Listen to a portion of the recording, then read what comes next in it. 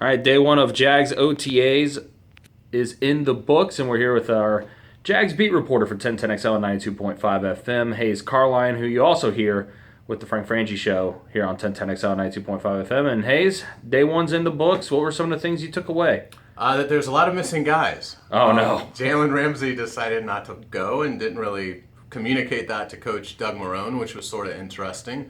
Telvin Smith also not there, but he was excused according to Marrone. But a lot of guys missing, a lot of defensive backs, the top five.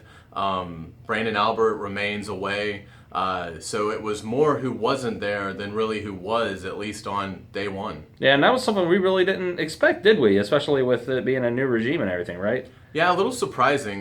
There are some injuries, and the Jaguars said they're not going to go into any great detail on the injuries at this time. Doug Marrone said if it's anything that would stretch into training camp, then they will certainly alert the fans and the media. But at this point, they're all minor. But there were a lot of guys that are nicked up already, which is sort of surprising. They haven't really been doing a whole lot in OTAs to this point, but still nothing overly major, nothing that's going to affect them as they go into training camp in late July. One interesting thing is the announcement that they will do the two joint practices with the New England Patriots. That game is Thursday, August 10th in Foxborough, so the Jaguars will practice with New England that Monday and Tuesday. And I think that's a good thing for the Jaguars. I think that's going to give them a really good barometer of where they are, and it still allows enough time. That's a month before the regular season opener at Houston, so it does allow Tom Coughlin, hey, can I work the waiver wire to maybe add a little bit more depth at left guard or linebacker. It allows Doug Marrone plenty of time to tweak any lineup changes,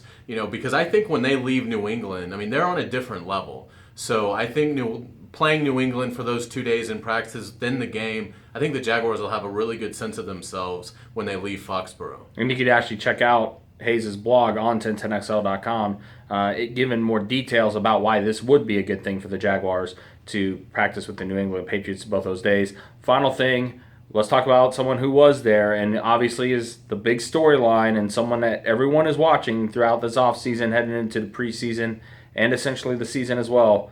Blake Bortles, quarterback for the Jaguars.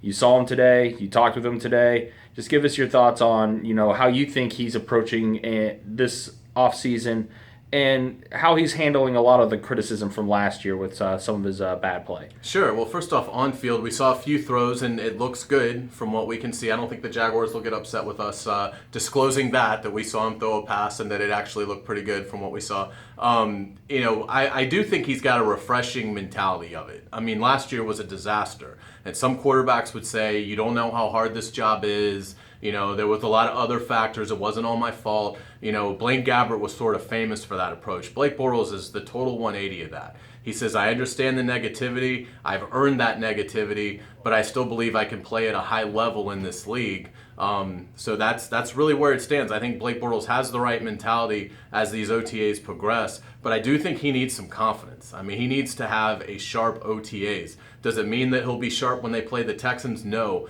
but I do think he needs to start the progress every day of getting better so that when the games count, he'll be ready to play at a much higher level than he did last year. He's Hayes Carlyon. You hear him every day with the Frank Frangie Show on 1010XL and 92.5 FM. Afternoons beginning at 3 o'clock, and you can read his work on the Jaguars Daily blog on 1010XL.com. Hayes, thanks for your time. Thank you.